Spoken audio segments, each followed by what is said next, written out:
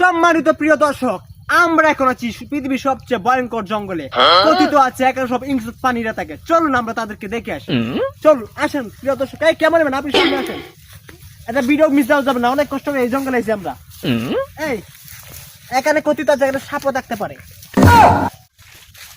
দর্শক, এখানে হচ্ছে সবচেয়ে ভয়ঙ্কর প্রাণী হিংস্র প্রাণী, এটাকে কালো বিলাই বলা হয়।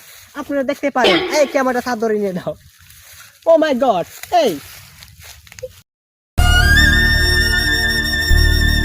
ভাই এটা তো মানুষ। তুই কি করস?